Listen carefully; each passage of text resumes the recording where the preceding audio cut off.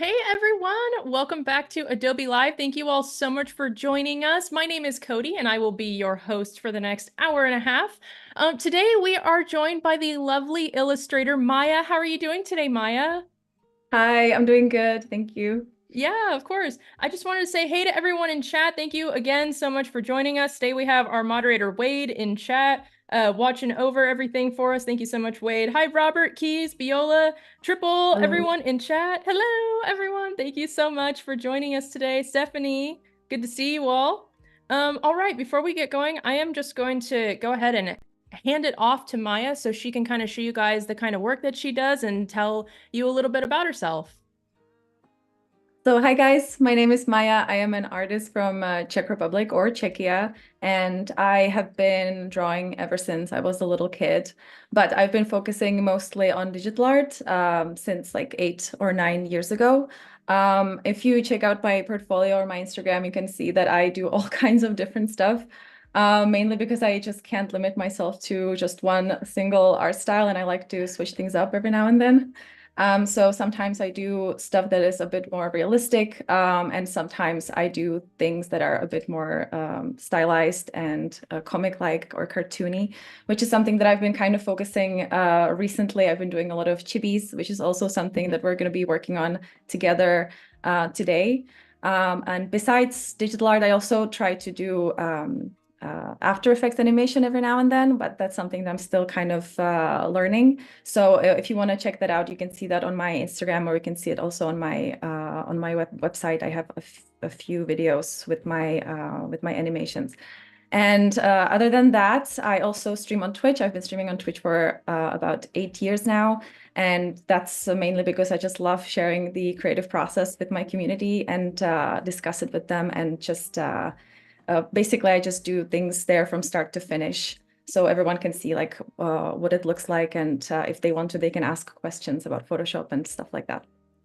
Yeah, absolutely. That's amazing. I was looking at your Instagram when I knew I found out that I was going to be working with you, and I absolutely love your work. Your portraits are so Thank you. gorgeous. I Oh, love thank you. your Ahsoka portrait is Oh, looks so beautiful, and thank you. also I just finished watching the first season of Wednesday this last Hmm. week, and I saw Mm, your Wednesday portrait. I was like, oh my yeah. gosh, it's perfect. It's so cute. I love it so much. Oh, thank you so much. Yeah. All right, let's hop on over to Photoshop and we can kind of look at what we're going to be working on today. Awesome. So today we're going to be coloring one of my original characters. Her name is Ashley, but feel free to choose any colors you guys want. Like, I'm not going to limit you to the specific color palette. But basically, since I've been working with line art and with like cartoony styled illustrations for a while, I kind of developed a system, or like a process for coloring, which I really like, and I find it really helps speed things up. So I was thinking that I could share it with you guys. So can I just start? Yeah, absolutely. Go Okay. ahead. So I'm not sure if you guys got the file, the Photoshop file, if you found a link to it, or if it was provided to you. But basically, the first thing that I start with, you can see that I have these layers here. I decided to separate the spell layer because I thought it would be easier if we just have it on a separate layer, so we can just toggle that off so we don't have to, so it's not in the way. And I have this one layer with just lines, which you can see right here. What I do first when I start coloring is I create a layer, which is going to be basically the main layer for all of the colors. So we can go ahead and name that color so it's easier to see, and uh, go back to it whenever we want to. And then I drag the lines layer above it because that always needs to stay above that, all of the colors. And then what I do is I pick up the magic wand tool and make sure that I have the lines layer selected, and I click everywhere where I don't want things to be selected, basically. So I select the everything that's around the character. So that's everything here that's inside of this arm.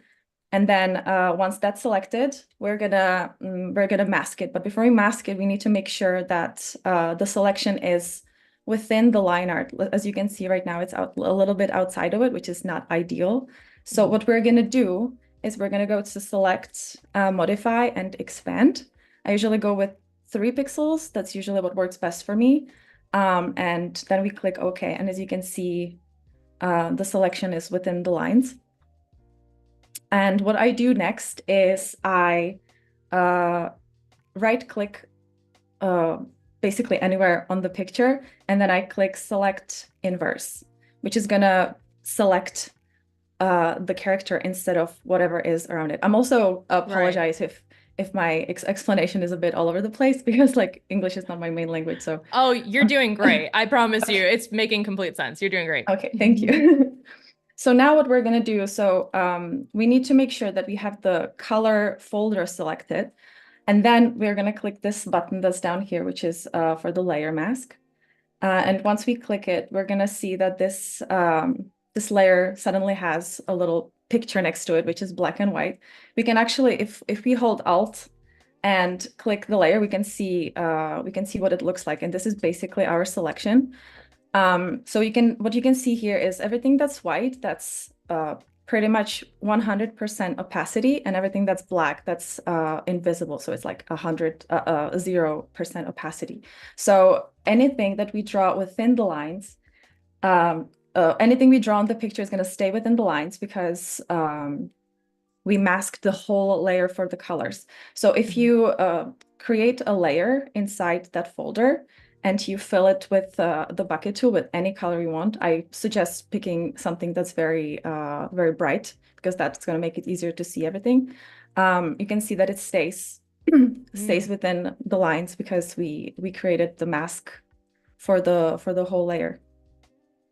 And this is great because now we can just do anything inside that layer we want, and it's not going to go outside of the lines thanks to that.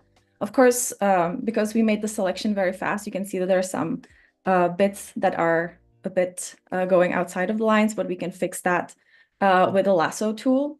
So if you select the lasso tool and click the folder with the color folder, and then you got to make sure that you click the mask. So you know that the mask is selected because there is a white frame around it. And then you make sure that, basically, I would just suggest clicking this button right here. So you know that the background color is black. And then all you got to do is just pick the bits that you don't want to be colored, and you just click delete. And then you can just do that with the whole artwork. And it depends on you how much of a perfectionist you are. I am a bit of a perfectionist, even though I'm going to try not to be here because we only have an hour and a half to do this whole illustration. But you can spend hours on this and just making everything perfect and detailed, basically. But I'm just going to go ahead with the main ones, which I want to make sure are not colored, and basically leave it at that. Like I could erase more, but that's not necessary. So now that we have the base mask, we can go ahead and start coloring the different pieces of the artwork, different aspects of the artwork, or like, for example, the skin tone and the hair, because we need that on separate layers, so it's easier for us to edit that. So I would suggest for the main one, for the skin tone, to grab the magic wand tool again and just make sure you select the lines layer again, and then just click where you know the skin tone is going to be. And once again, if you press Shift and click on the hand, it's going to select the hand and it's going to add it to the selection, and just add whichever parts of the artwork you want to have a specific color. And then once again, you can go to select, modify, expand, and expand it by 3 pixels. And what I usually do here is I usually edit the selection with the lasso tool. And once again, I press Shift and just add the bits that I want to be selected, which were not selected manually with the magic wand tool. And so I just really quickly do that. For example, these fingers. And this is the beauty of masks in Photoshop, is that you don't have to really worry about the selection here, because this has already been masked and this is already Right. within the folder. So even if you select this whole bit, only the hand is going to be colored, basically. So this is what I love the most about layer masks, is that it just makes everything so much easier. So I'm going to select these fingers as well. And then I make a new layer within the color folder, and I pick a color for the skin tone. You don't have to worry about picking the right color right off the bat, because that's easy, really, really easy to edit later on. So for now, I'm just going to go for something like this, maybe. And then we just basically repeat the process. Oh, I forgot about her belly, because she has a crop top. Oh yeah. So, so you can either just add to the selection, or you can just use a brush to add to the selection manually, which usually takes a lot more time. But for small adjustments like these, it's okay to do, I think. And then it's up to you what kind of color you want her hair to be. The ashes color is actually black with purple tips, so it's up to you what you want to do. I'm gonna do that. So because the hair is behind the skin tone, what we can do is we can just create a new layer and drag it below the skin tone. Let's actually name this this layer a skin tone, so we know what it is, and then let's name this layer hair, so it's easier for us to know. And we don't have to make any selection, because like I said, this has already been masked. So all we gotta do is we just pick a gray or black color, and we just drag across the screen, and that's gonna basically select the hair for us. All we gotta do is be careful about her jacket, because that one is not gonna be black unless you want it to be. So fast, you know, Yeah, like yeah. It actually, this is once but once you've done this a few times, it really becomes so automatic to do. So yes. Next, we can color her jacket. I guess I would probably just create a new layer that's once again below the hair layer, and name it jacket.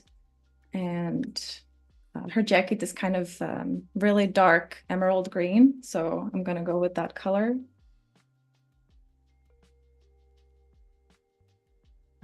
I just wanted to say that everyone in chat is very excited to see you on Adobe Live today. And somebody said, raise your hand in chat if you have a Maaya print, and multiple people raised their hands in Aw. chat. So everyone Aw. is like here from Twitch, and they're rooting you on, and they say you're doing a great job. Aw, thank you guys. I appreciate you joining.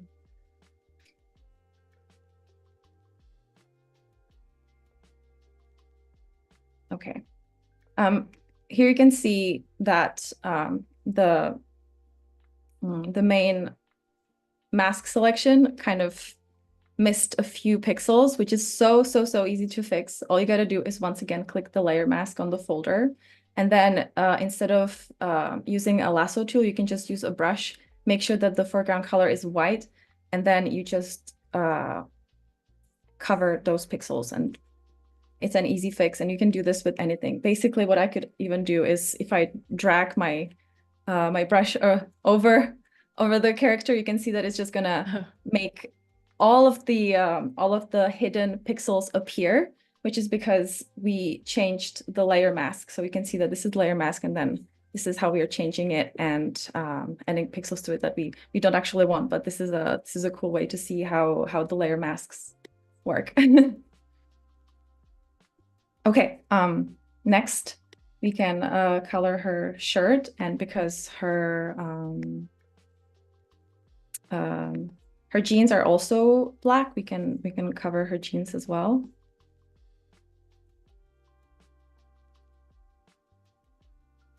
And then the reason why I'm not really caring about going over the lines with the jeans is because we're going to create a new layer that's going to be above the jeans layer, and we're going to name it belt and shoes because those are gonna have the same color. Right. And I'm gonna pick brown, and then we're gonna cover that. And that's gonna cover the pixels that we painted on the layer below that. And we can also cover the shoes.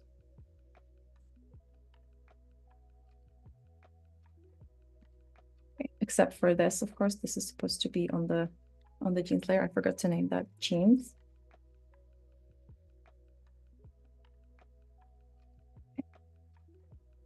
Okay, and Stephanie the in last, chat, sorry, no worries. didn't mean to interrupt you. I was just gonna say, Stephanie in chat said I really need to use more masks in Photoshop. The workflow looks so convenient. And I was thinking the same thing. To It be honest with is. you, like I'm an illustrator myself, but I actually don't Mhm. use masks. I'm learning from you right now because I actually Oh, have never really learned how to use masks. I use clipping masks sometimes, oh, but I've never used layer masks before. So I'm learning a lot from you right now.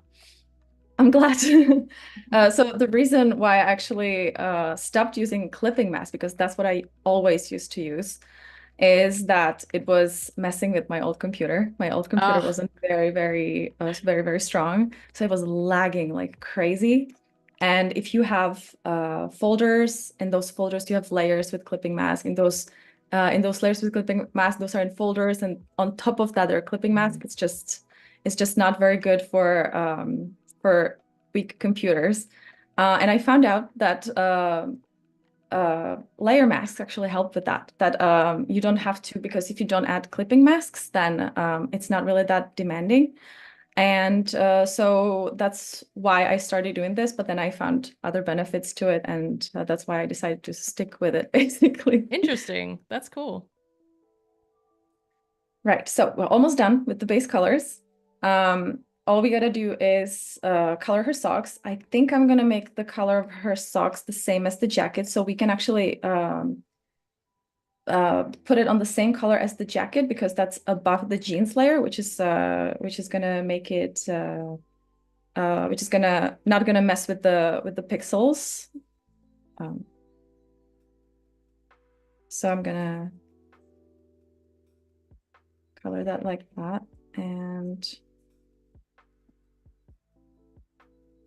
then her gemstones on her jacket, which are supposed to be purple because purple is also what the spell that she's casting is going to be. Mm. So we're going to make that purple.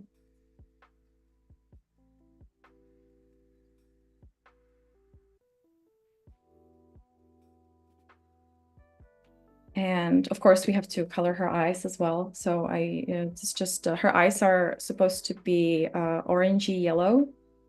But once again, it's totally up to you if you want to make them different.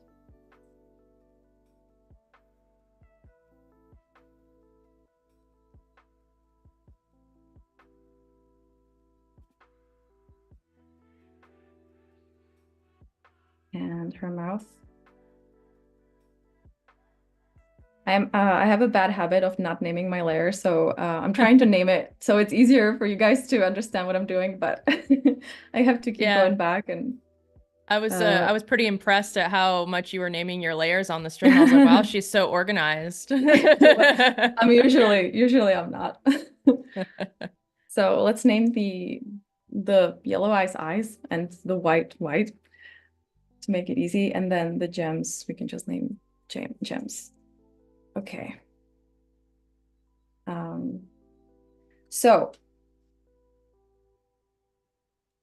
before we go to the adjustment layers, which is where the magic for me really happens, I usually try to make the colors on the separate layers a little bit more interesting. So for example, with her hair, I want to make the top of her head a bit lighter, and the part which is like behind her face is going to be a bit darker. This is going to really help the adjustment layers, and it's going to make them pop a little more, and it's just going to make the whole artwork look a lot better. So what I usually do, this is so easy. You can either, if you like being able to go back and change things easily, you can just pick your hair layer and then you can create a new layer above it and then you can clip it. So that's a clipping mask. Right. Ever since I create a clipping mask. Ever since I updated my Photoshop, I can't find it. So you can do it this way, or if you don't mind redoing things a little bit, you can just lock the layer, and that way you can just add details to it without having to worry about going over the lines. But it's going to be harder for you to change things later, basically. So it's really, really up to you. I'm going to actually go with clipping mask because we can always merge the layers together, which is basically going to give us what we need in the end. But it's going to also give you a little bit of time to make changes and change your mind, basically, which is sometimes very, very important.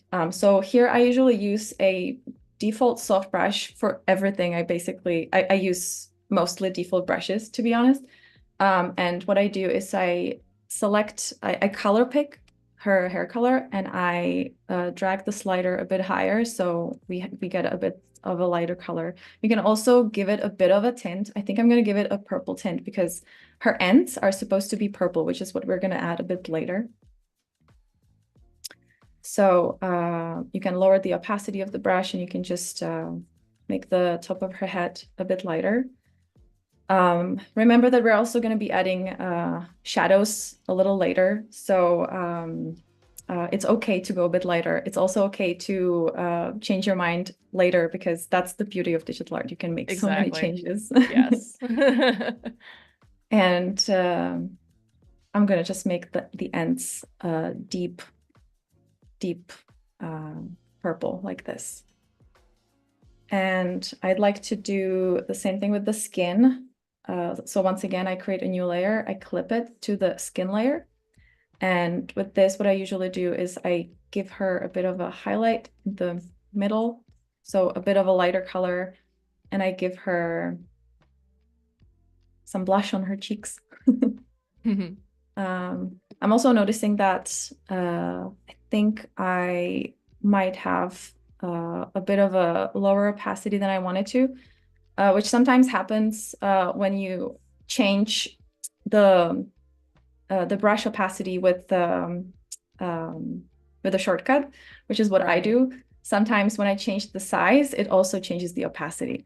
And what I usually do in that case is I just release the clipping mask and I hide it for a little bit. And then I just duplicate the skin layer, which is going to double the opacity on all of the pixels. And then I just merge them together. And that's going to help with the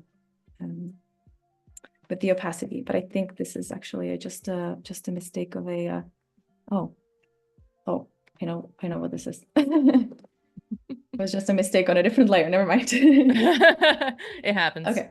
Yeah. So now I'm just gonna toggle the visibility of the adjustments or the different color variations on, and then I just clip it again and I start adding like some parts of the skin are going to be a bit darker because they're hidden, like her neck is a bit hidden, so it's going to be it's going to have a darker color. And then maybe the side of her stomach. You can play with this, and if you're using clipping mask, you can always go back and edit it, like I said. So so really try whatever you think might work, whatever might look nice, and then if it doesn't, you can just delete it and start over. Another benefit of digital art. Yes. I mean, that's I think why I ended up doing digital art. Yeah. Because sometimes working with a paper can seem very scary and daunting. Yeah. Okay. And we can do the same with all the other layers. With the jacket, maybe a little bit of a lighter color.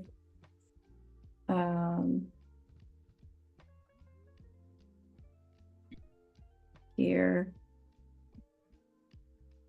Maybe on the socks a little bit. and the belt and the shoes. Can make it darker on the sides. It's gonna like even just adding a bit of a color change on the sides, it's just gonna makes it pop a lot more. And that's really gonna help with the adjustment layers later.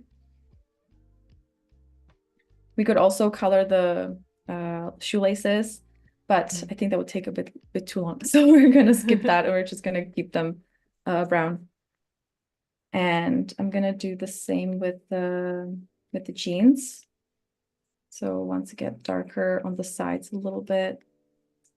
What you can also do if you want to maybe make the inner thigh a bit darker because it's in the background, you can use a lasso tool and you can just select one leg and color that in. That way it's not going to color the other leg, and that also saves a lot of time because you don't have to go back and erase whatever you didn't want color. And a bit of a highlight. Okay. Cool. So now for the fun part, which is the effect layers, or I don't know what else to call it, but that's basically, I just, once I'm done with the base coloring, I create a bunch. I mean, you can do 10, 20 layers. It's really up to you how many effects you want to add to it. Sometimes I go crazy and I could just adjust it for hours.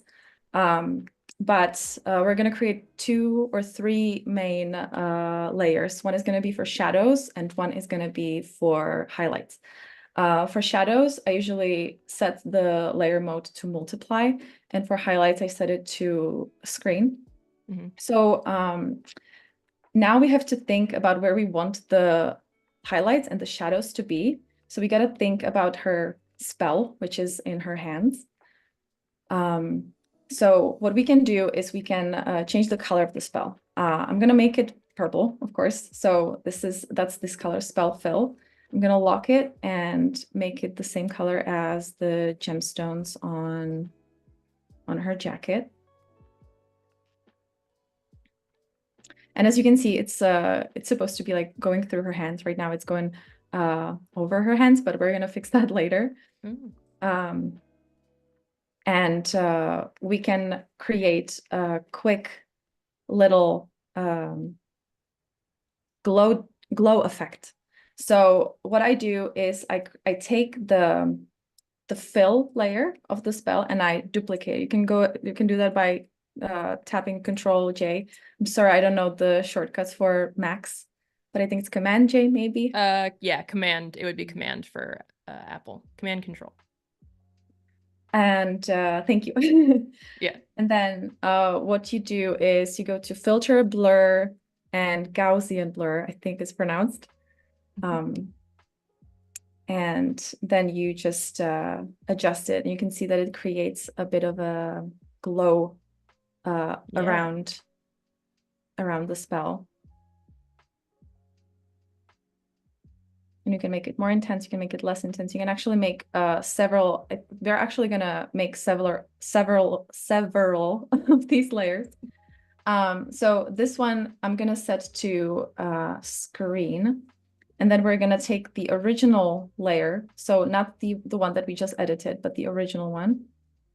And we're gonna duplicate it again, and we're gonna go again to blur it, but make it a little bit less intense. And I'm gonna set that to color dodge, which is gonna make it shinier. And what we can do with so this layer is the one that's set to screen. We can put that above the outline, which is gonna make the outline a bit less intense. You can see it's so if I put it below it, the outline is very, very black, but if you put it above that, it's a bit more subtle. Right. And we're gonna go back to, if we'll have time at the end, we'll go back to to the spell, and we're going to make it a bit more fancy, but this is going to be enough for us to see where we kind of want to put the shadows and the highlights. So going back to the color folder, we're going to create another folder and put it inside of the color folder. And this one I'm going to call effects, for example. And that's the layer that's going to have all the effects, like the shadows, the highlights. Sometimes we even add a bit of a color dodge to make some things pop. We're going to put that in that layer because that way we can toggle it on and off, and we can check what it looks like without it, what changes we made. And overall, it just makes things a bit more organized. So within that layer, I'm going to create a new layer, and I'm going to call it, let's do highlights first. And now here's where I think the layer mask is super, super powerful, because we're gonna pick the highlight color. So for this, I think we're gonna do, I think I'm gonna do something neutral, something maybe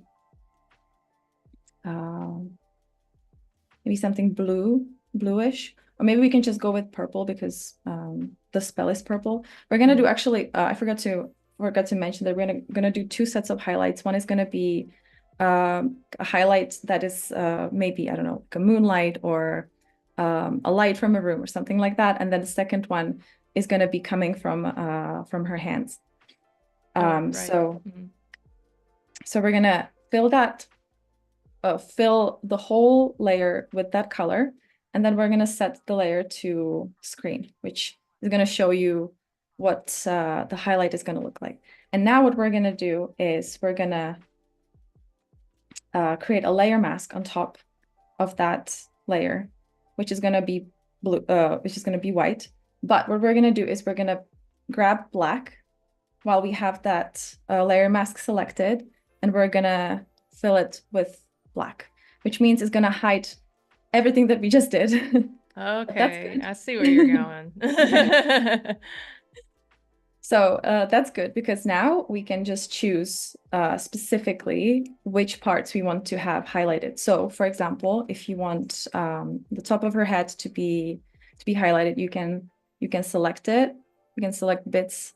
I mean, what I usually do first is I just select roughly what I want it to look like to kind of see what it's going to look like. Sometimes you don't even have to select it. You can just choose white color and a soft brush. Make sure you still have the highlights. That's important. So often I mess up and I select the layer itself and not the layer mask, and that just I have to go back and I have to fix that. So that's the only downside to layer mask, is you have to make sure that the layer mask is actually selected. And then you can just kind of highlight the parts that you think should be highlighted. So maybe there's a moonlight coming from the top, and so maybe the side of her jacket should be highlighted as well. And then the top of her head, and maybe a side of her thigh, like this. So you can kind of get an idea. And then you can go back and delete bits that you don't want to have highlighted. So you take the lasso tool, and you can delete the bits that you don't want to have highlighted. And that's going to create like a natural highlight, and a natural looking highlight. Like there's actually this actually looks like hair, because there are like strands of hair in it, and the moon is shining on her head, basically. And then what you can do is you can make the layer itself, you can change colors, you can even on the layer you can delete bits of it. So if you don't want to have parts of it highlight it, you can delete it here, or you can just make sure that the layer is selected, and then you can change the color completely like that, or you can just change part of it. And thanks to it being the actual effects being separated on a layer mask, it's not going to mess with it, and you can just go back and forth, and you can click on this, click on the layer mask, get a soft brush, and you can kind of make this a bit more subtle. But the layers, the colors, sorry, are going to stay intact, which is what you couldn't do if you just had it all on one layer. That would be so much harder, because you would have to make an adjustment, then go back, change the colors again, and then go back. And it's so much easier to do Yeah. it this way. Yeah. I love your organization. It's really convenient, and like you just said, you set yourself up for success by not having to go back and fix things, by having every Mm-hmm. little thing on a separate layer. It makes it easiest for you to be organized that way, and you know where everything is, Yeah. and it's all editable throughout the whole process. Yes. I also wanted to say that it's pretty incredible how fast your coloring process brought dimension to the illustration. Like Mm-hmm. even just by adding in just like those few shadows and highlights, even before Mm-hmm. this Yeah. effect layer, like it became 3D so fast. Like even just with a Mm-hmm. simple soft round brush, like I'm so impressed. It's amazing. Oh, thank you. Yeah, I feel Yeah. like it's really important to add those tiny little adjustments, because they make all the difference.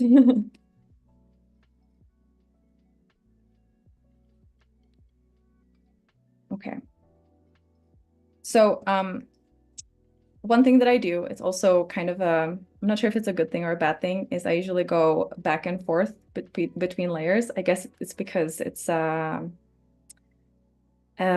easier for me to see where the picture is going when I'm doing things um the way I feel like doing them. Mm-hmm. Basically, I don't do highlights all together. I do a bit of highlights, and then I go and I make a new layer, and I make a bit of shadows.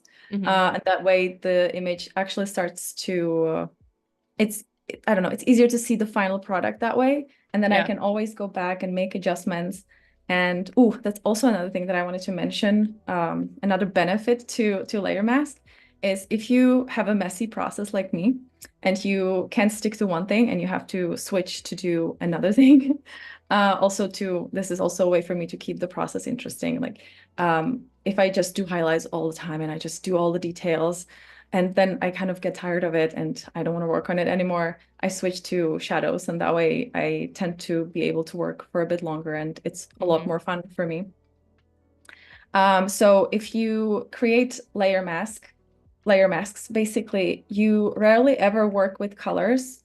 You just work with black and white, because you're working on the layer mask instead of on the actual layer, which means that if you create a new layer, and let's actually create a new layer, let's call it shadows, and pick I don't know, this color maybe to start with. We can always change that later. And once again, we set it to multiply this time, because this is a shadows layer. And once again, like we did before, we create a layer mask and we fill it with black. So now, as you can see, we have two layers, and they both have very different colors. So if we were working just with the layers without the layer masks, we would have to continuously keep going and have a color picker, or have a color palette, and knowing which color we picked for shadows, which color we picked for highlights.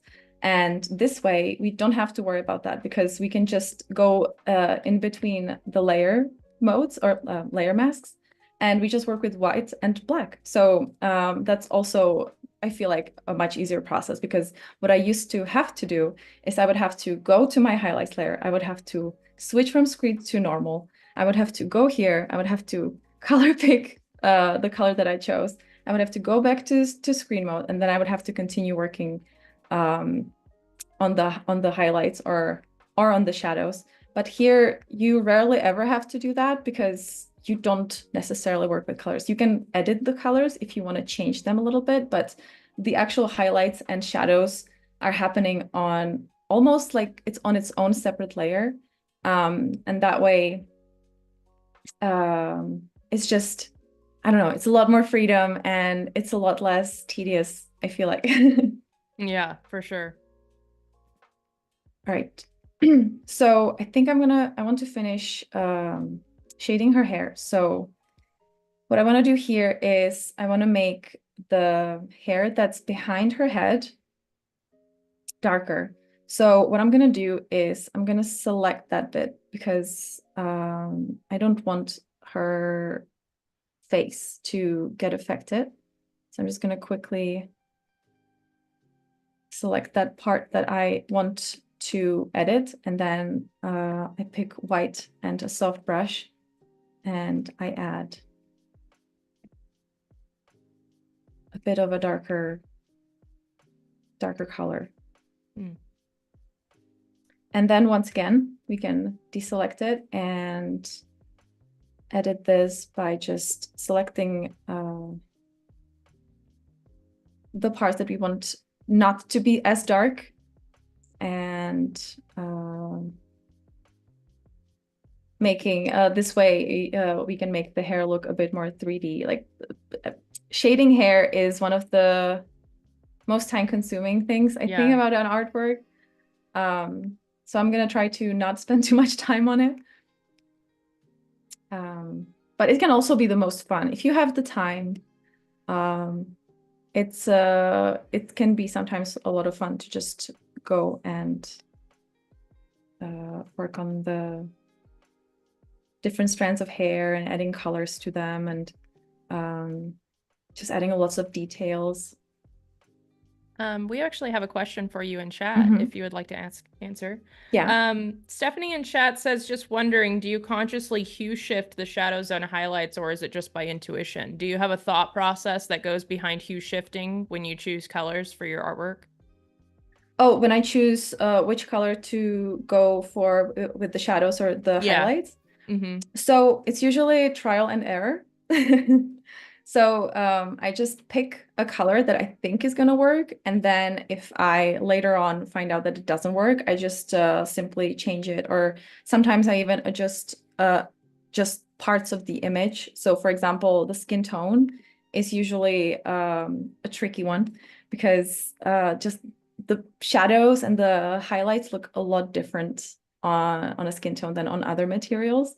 So if I were to leave this bluish color for the shadows on the face, it would probably end up looking a bit muddy. Like if I, for example, if I select just randomly a side of her face and I fill it with white because we're on the layer mask, it looks weird in my opinion. So what I usually do is I leave the color, the original color on the hair because I feel like that works really well for that. But then I go over the skin tone and I pick a different color that looks better on it. So it's a bit warmer and it just doesn't make her look washed out too much, I guess. But yeah, it's always a process because sometimes I change my mind about what I want the background to look like. Also, sometimes it's very good before you start coloring the character to decide what the background is, which is also another thing that I'm not very good at. I usually get so excited about coloring that I don't even consider what the background is going to be like, and then I usually have to match the background to the highlights that I did, which is sometimes hard to do. But it happens so often that I pick a color and then I'm like, within a few brush strokes, within a few attempts to do highlights, I'm like, oh, this color doesn't work. And so I just pick a slightly different color and slightly darker, slightly lighter, and I just kind of try to see which one works the best. So that's also exactly why I love the layer mask, because you can just make these changes whenever you want. You can make these changes on if you lock the layers as well, or on clipping masks. But I feel like with layer masks, it gives you so much freedom to make adjustments as you go. Yeah.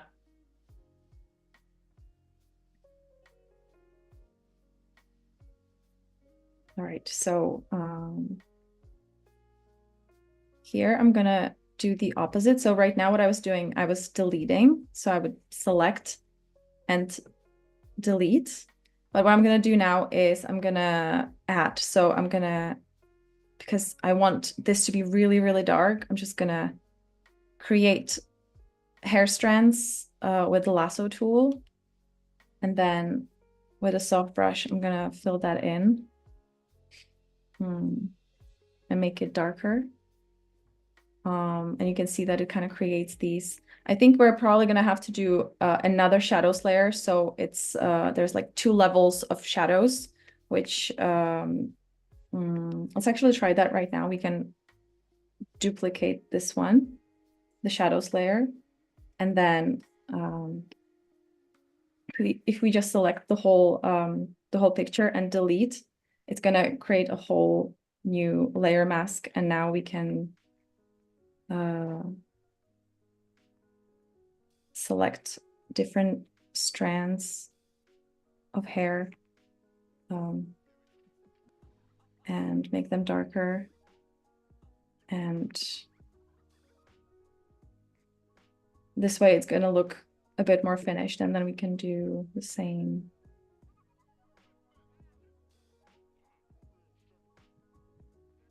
Be careful not to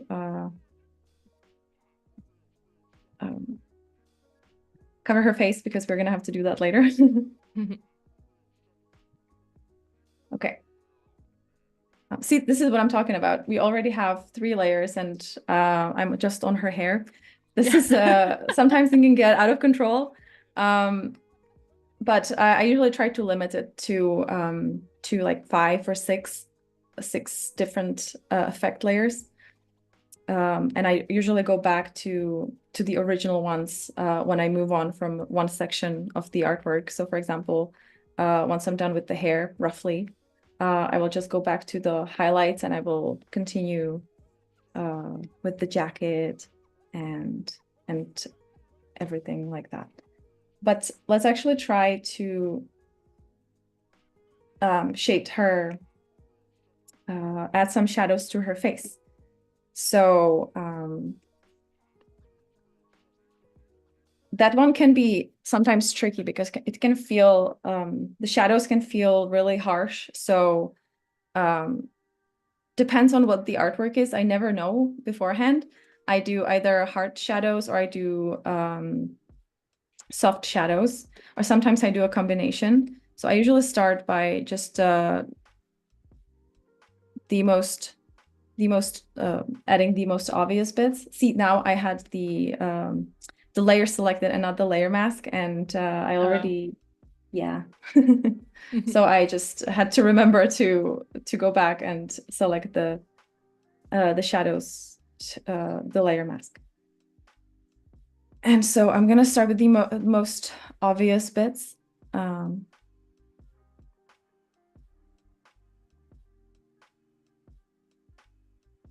And under her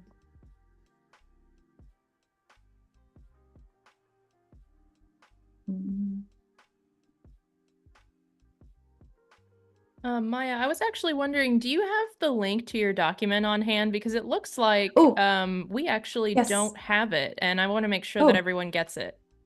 Yes, I do have it. I put it on my drive just in case. Yeah, good. Should I post it in the chat? Yeah, sure. Okay. Let me see.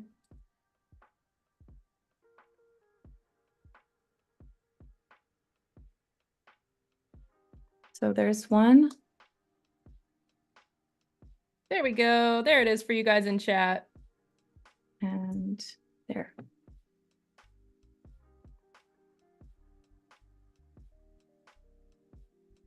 Sweet, thank you. Yeah.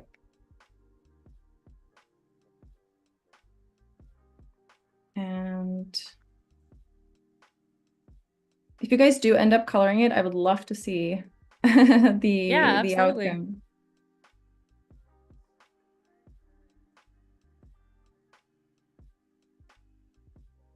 Okay.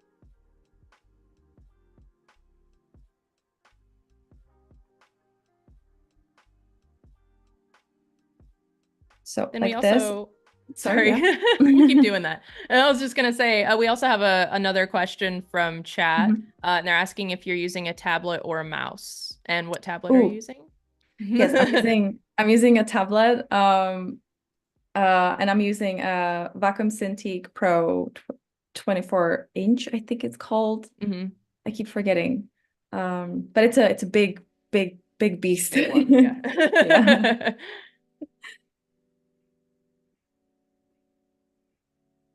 I've actually seen some people do amazing digital art with a mouse, and I'm just like, how do people do it? Yeah. It's crazy. Okay, so now what I want to do is I want to um, change the color um, of the shadows on her skin because it just doesn't look good. The gray doesn't look very good. And one way to do this is if you go back to the skin selection or the skin layer, and if you select anywhere on the picture, anywhere that's outside of the skin color, it's going to it's going to select everything that's not the skin color. And then you just go to select inverse, and that's going to make the selection of the skin color. We're going to have to make an adjustment maybe here, or maybe we won't, because this is just the spell that's on a whole other level layer, sorry. And then if you go back to the shadows layer and you pick a warmer tone or an orange or a yellowish color, and you basically cover the whole area where the skin tone is with that, it's going to color the skin tone differently. And make sure that you have the layer selected and not the layer mask, because now we're actually editing the colors and not the actual shadows or highlights. And that's just going to make it a lot nicer, I think, because I don't know, it's not that gray. And I mean, the skin tone highlights or shadows should be warmer in general. Hmm. Okay, I'm gonna disable the spell again because it's easier to see what we're working on. And I think I'm gonna leave the highlights, the shadows on the face like that. We're gonna go back to it. This is not the final thing whatsoever, but we're gonna go and do some other shadows. So we have a somewhat a finished artwork by the end of this stream. So with the jacket, we're just gonna pick the most obvious places that are supposed to be darker. Once again, make sure that you have the layer mask selected. And we're gonna make those sections darker. And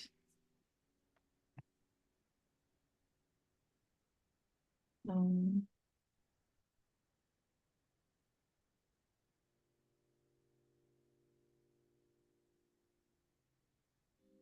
basically what I just do is I pick the most obvious bits that I think should be darker than they are, and I just fill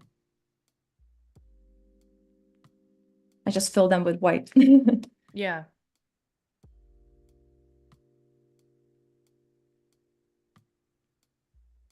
And this part here.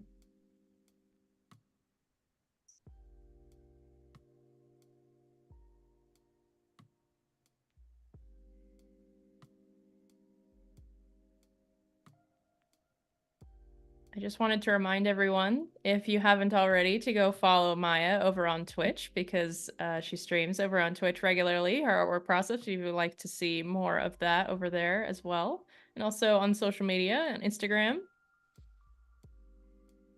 This is actually my first proper tutorial. Oh, amazing. You're doing Yeah. fantastic. Oh, thank It's you. seriously, you're doing a great job. Thank you.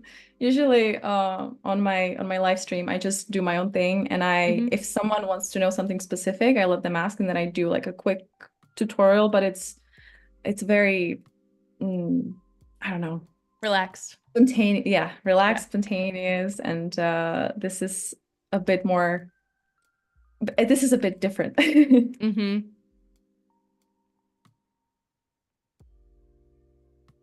But I absolutely love when people ask me on Twitch questions. I love it. It's my Yeah, favorite part. If someone just randomly shows up and like, oh, how did you do this? And I can explain and share my knowledge after so many years of working in Photoshop. It absolutely. always makes my day. Yeah.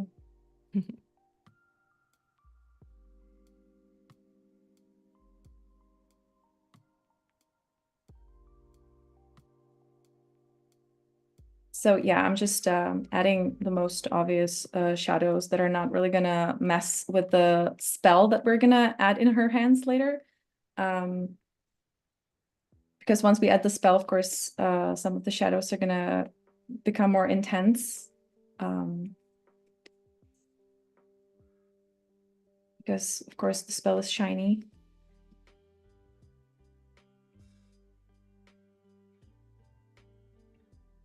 But you can also, if you are not that familiar with the lasso tool, I know that it took me so long to become very precise with it. It's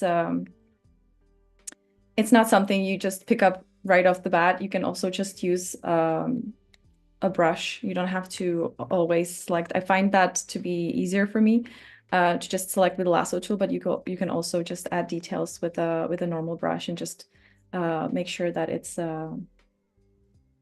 that you have the white selected, and you can add details like this.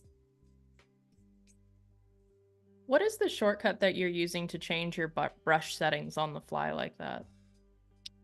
Brush settings? What do you mean Yeah. by brush? Like the hardness and the brush size and stuff like that. What's the Ooh, shortcut that you're using? well, I have the Adobe Express, not Adobe, Wacom Express key remote, and I think it's an Alt. Yes, it's Alt, and then it's right click, or yes, right click button. So I click Alt, Okay. and then I drag while clicking the button on my pen, and that changes the opacity and the size.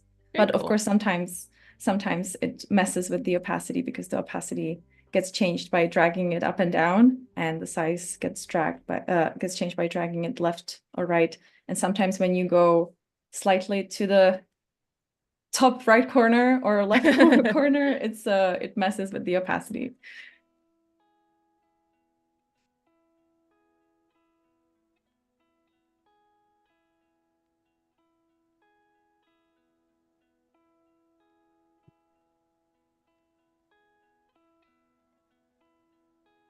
How long did you say you've been streaming on Twitch? What year did you start? I started 2016.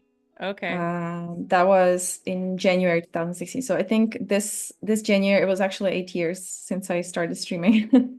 That's very cool. I actually got my start on Twitch as well. Oh, I started nice. my channel in 2015. That was when Adobe had their own Twitch channel. Ooh. And we all, a handful of us, streamed on the Adobe Twitch channel back then. That was when they started the Bob Ross marathon and all of that. Oh, I used So to love watching that. yes, Twitch holds a very special place in my heart because that was kind of like where a lot of us got our start for the in the brand new creative directory. Yeah. It I think it started the art category started at the end of 2015, right? Mm-hmm. I think roughly like October maybe or Yep. something like that. So yeah, I didn't even know that it existed, but I found out about Twitch I think in December, and then randomly I found out that there is a an art category, and I was like, oh, okay. That might be That's something I amazing. might enjoy. And so do you still stream on Twitch sometimes or? No, I actually mostly just stream here on Adobe Live. I Mhm. haven't streamed on Twitch in quite a while. I was partnered on Twitch in 2015, but I haven't Mm. streamed in quite a few years over there. Mhm. I pop in every once in a while, very rarely, to play Animal Crossing sometimes, but Ah, Animal Crossing. Nice. Good yeah. choice. I was hooked on that game for several months, and then from one day to the other, I was like, I'm done. Yeah, I couldn't. exactly. Yeah.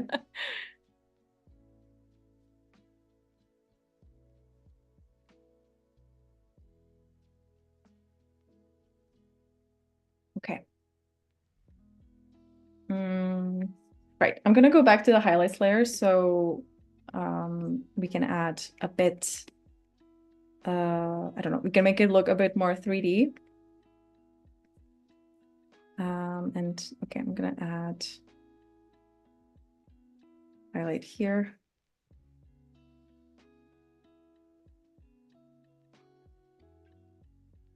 I really like the selection lasso tool. I really think it's worth it to learn how to work with it and practice selecting, because I know it can be very frustrating sometimes to Yeah. work with it. But I love that if you select one whole part of the hair, for example, and then you can just create a gradient. So you just pick a soft brush and you drag it across the selection, but not across the whole selection. You just leave a little bit down here. So normally it would be like this, but I just leave a bit down there, and that makes a Oh yeah. nice gradient.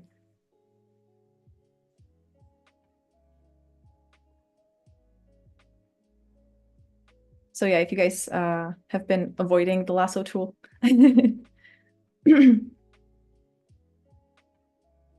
try to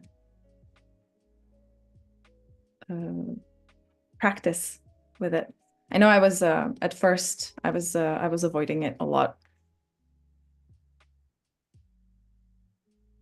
Yeah, you have a perfect steady hand with the lasso tool. You never have, I've been watching you very closely using the lasso tool, and you never have to redo the shape that you're doing. You always do it on the first try.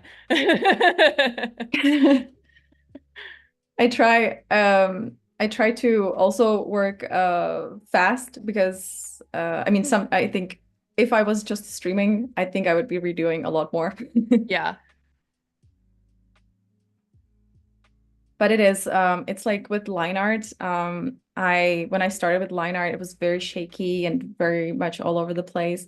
But then I spent a lot of time drawing chibis, Yeah. especially chibis for my community. I used to have um, this event going on at the beginning. I think it was in 2016 or 17, where when I reached a certain amount of followers, I would do a raffle, and whoever won would get a chibi. So I drew a Oh, that's cool. lot of chibis. And that just helped me so much with the lines and the line art.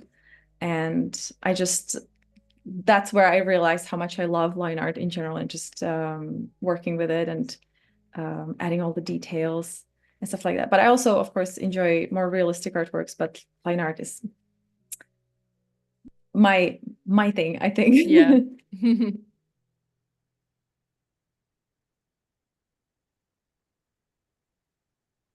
Okay. I think I want to add a bit of a highlight here as well, just to separate it a little bit from the jacket. I also would like to say that I'm not very good at how to say it, color theory, or not color theory, but specifically with where highlights and shadows are supposed to go. I just wing Mm. it most of the time. I think that the most important thing, because I feel like sometimes people can get stuck because they feel like they have to learn the basics and learn um, the theory Yeah. behind art and behind everything. But often it doesn't really matter. You just Yeah. gotta have fun with it and just try different things, see what works. And, eventually, like once you're done with it, you're gonna be like, okay, this actually looks decent. I mean, of Yeah. course, would this work in real life? Maybe not, but it looks cool. Mm-hmm. And I feel like that's more important than just knowing everything by the book. Yeah, I think when you try too hard to like get it perfect, I think that you can put a lot of pressure on yourself. Yeah. And eventually as you just keep practicing, you will just start get a feel for it. That's how I learned about color and lighting. I didn't have any um like I didn't go to college for art or anything. You know, it was mostly just from experience. And Yeah. eventually I just slowly started to figure it out. Feel like I went to school um, a little bit for art. I mean, I studied Hmm. graphic design, which didn't really teach me a lot about colors and highlights and shading. But I Hmm. also went and studied illustration for a year. But that was mainly, they were really pushing traditional art instead of digital art, Mm, which was not good for me. yeah. But yeah, I feel like I also just learned by trying different things. And I also, what I keep saying whenever someone asks me in my stream how to get better at art, I have this command. My community is going to know what I'm talking about in the chat. It's exclamation mark practice, and Yeah. it It just was already in the chat. goes. It was already yeah. Yeah. It just says practice, practice, practice, which I feel like is really the thing that everyone should do with anything they want to learn. Even if you want to learn how to sing or how to crochet or anything, you just got to practice. And basically, why I think it's so important is because if you practice something every single day, your brain is going to start noticing things in real life that are going to help you with whatever you're practicing. So for Hmm. example, if you're drawing and you're learning how to do highlights and shadows and you're drawing pictures and you're like, oh yeah, this looks nice, but it could be better. Then if you're, I don't know, in a public transport, you will look at people and you'll be like, okay, so this is how this light looks on this person's face and on this skin tone. Hmm. And this is how the light reflects from this jacket. And it's almost subconscious. Yeah. And it just, the brain just does its work and subconsciously just downloading information into the brain. And then it's gonna eventually use it in an artwork Yeah. when you need to. And I feel like that's only possible if you actually practice. Not, it doesn't have to be on a daily basis, but just regularly. Yeah, that's a really great point because I do that too. Like I'll sometimes when I'm studying how to draw something in 3D, I will look at things in real life and I will study how the lines would look on like on a flat Mhm. 2D drawing. And I've been doing that for years and I think it's not even like you said, it's subconscious. It's not even something that I even really think about. It's just something that I've always done because I've always drawn. And yeah, you can really just by walking around in real life, you can really study things, even just like photographs or yeah, just walking around your Mhm. neighborhood. Yeah. Um, okay. Let's try to add some effects or some highlights around the spell. So one thing I want to do first is create a layer mask on top of the layer, the spell layer, because we gotta hide uh, hide the spell behind her thumb because it's supposed to Hmm. be going through her hands. So this is very easy. We just make sure that we have the layer mask selected, and then we use the eraser. So make sure that the background color is black, and then we're just gonna erase it like this. You have to be a little bit precise because because if you erase too much, it's gonna erase the spell. But since this is such a small bit, it doesn't really matter that much. And then we also are gonna erase this bit, which is supposed to be going behind her thigh. Oh, and I have the opacity lowered again.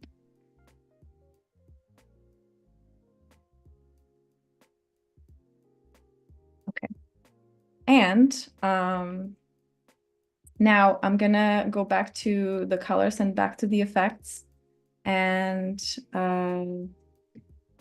create a new layer and pick, I don't know, let's say maybe something, maybe a color that's slightly different from the spell color. So I'm going for something a little bit more purple and a bit more dark. We can actually go a lot more dark because we're gonna set it to screen again. Screen or color dodge. Sometimes, really depends. Sometimes one of them work better than the other. And once again, like we did with the previous layers, we're gonna set it to screen or color dodge. We're gonna decide later. And then make a layer mask again and fill it with black. And now we can start adding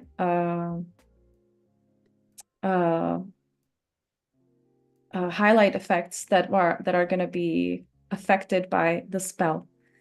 And I think I'm going to start with her face, because of course this cheek is probably going to reflect some of that light. So I'm gonna select it and give it a bit of a highlight.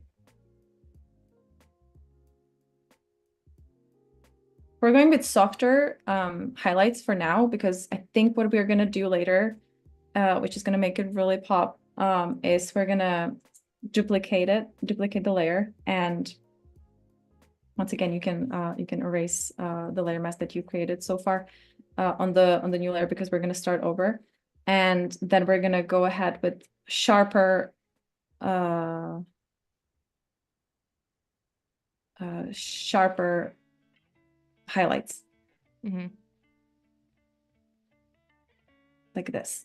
And I think this one could be color dodge, because that's going to make it really, really pop. And then of course you can edit that. If you don't like the selection that you made, you can just edit that a little bit. It looks really really bright on the skin, but I believe, yeah, as you can see, the color dodge is gonna the darker the color, the less of a white it's gonna be, if that makes any sense. Yeah. So because the skin tone is kind of light, it makes it look very, very blue, but it very, very white, but it's it has a bit of a blue purple tint.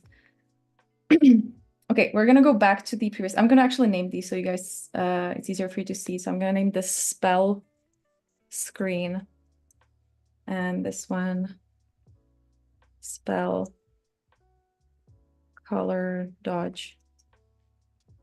And so I'm gonna go back to the screen color, and we're gonna add a bit of a highlight to the hair.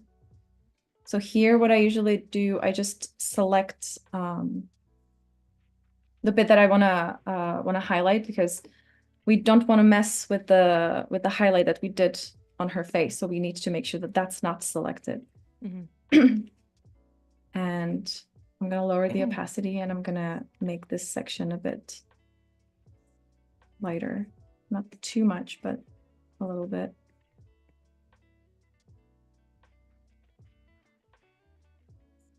And then we can go back to the color dodge layer and add details.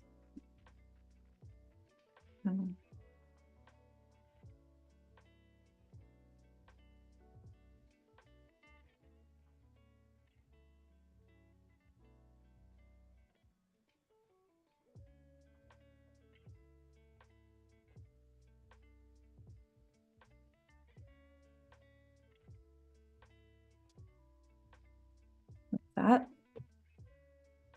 Oh, So what I yeah. did here is I selected strands of hair with what I see as strands of hair.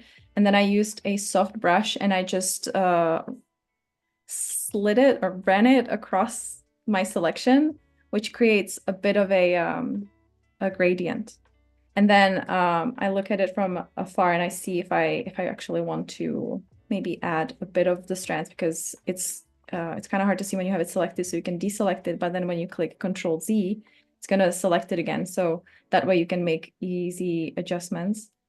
That looks awesome. Oh, thank you. You can also blur it a bit by just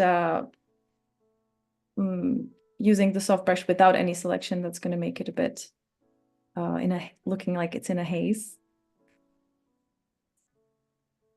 I think I want to add a bit more highlights above here. I also just wanted to let you know that we have about 10 minutes-ish left. Yes.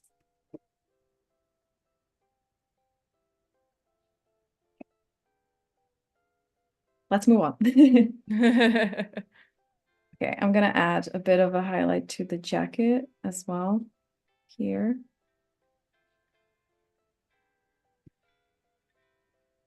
So once again, I switched to the screen layer, so that's gonna get the softer, it's gonna allow me to make the softer highlight, and then we're gonna go to the color dodge to give it more detail.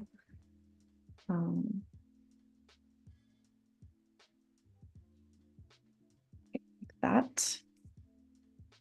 And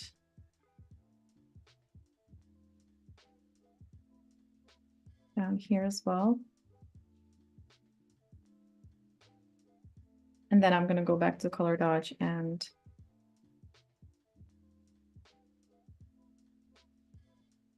make this pop a little bit. You can see that I actually went a bit over where I wanted to go, so I can just go back and delete that, because I knew that it's on this layer, so I just quickly deleted that. And like this. And of course, her chest is going to be a bit highlighted. I think I'm going to select it as well so I don't mess with the jacket.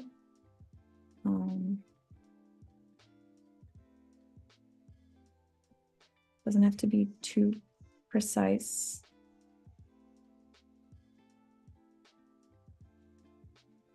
There we go.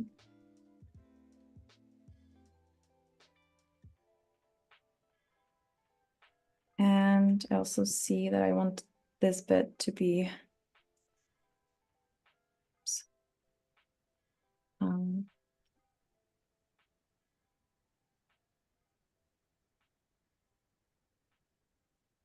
a bit more highlighted. And once again, I'm going to go to color dodge and give and pick a few more strands.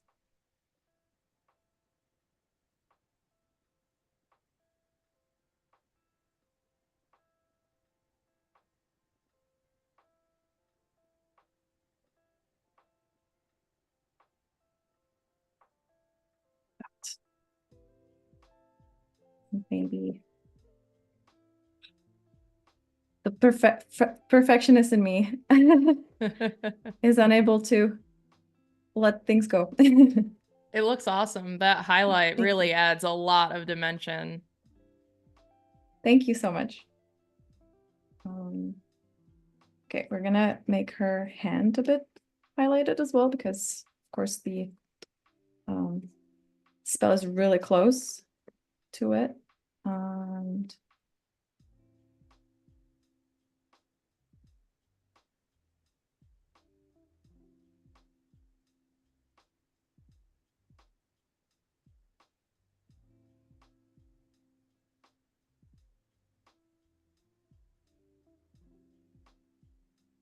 that, and here as well. We're just gonna select the whole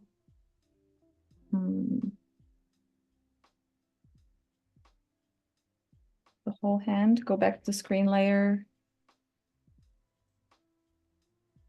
Give it a highlight and then go back to color dodge again. It requires a lot of layer switching. Oh, once again, gonna make sure that we are on the layer mask.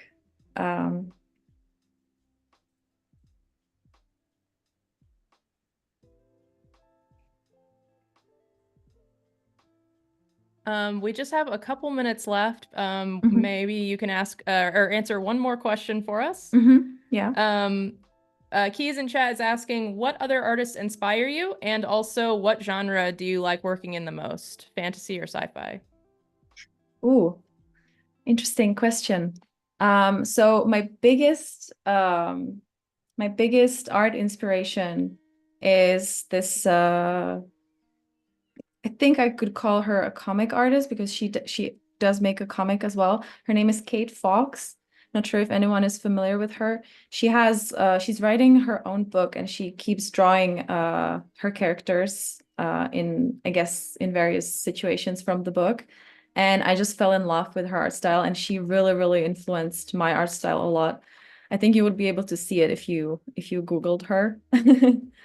I was just really I'm just obsessed with how she colors and she taught me this little trick which I actually learned thanks to her live streams that if you that's what I use for the spell, for example, when you create a new layer and fill it with any color and you double click it, it's going to open layer style and you can create a stroke, which is going to give it a line art. So you don't have to do the line art and then fill it in, but you can do it immediately. And that's what I used for the spell. It makes things so much easier. Yeah. And I think I like fantasy a lot, but I just like anything, honestly. Just anything that sparks my inspiration, I like to work on. That's awesome.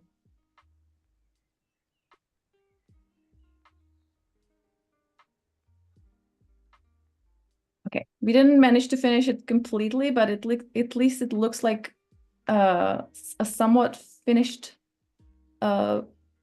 project. It could definitely, like, that's the thing. I could keep going back and forth and adding details to it. And I mean, I could easily spend another 2 hours on this, I think.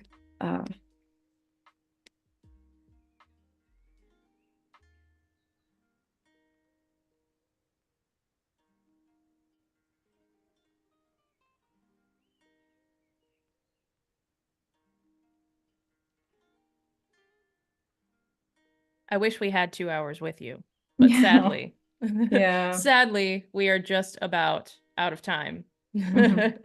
Stephanie in chat says, "Are you kidding, Maaya? This looks great." Aw, thank you. I appreciate it. Before we head out, maybe you can just let everyone know again where they can find you on social media and stuff like that. Yeah. Yes, so on Twitch, I'm just Maaya, Maaya. So you can catch me there. I'm live 4 times a week. Sunday, Monday, Wednesday, and Thursday. So if you have any questions about Photoshop or if you just want to chat, you're more than welcome to join us. You can find me on Instagram, where I am as maaya.art, and my website is maaya.art as well. That is amazing. Thank you so much for joining us today, Maaya. I had a blast with you. And thank you everyone for watching, and stick around because up next we have the incredible brand strategist and creative Goldie Chan doing the Adobe Creative Spotlight. So stick around for that. See you guys next time. Bye. Bye.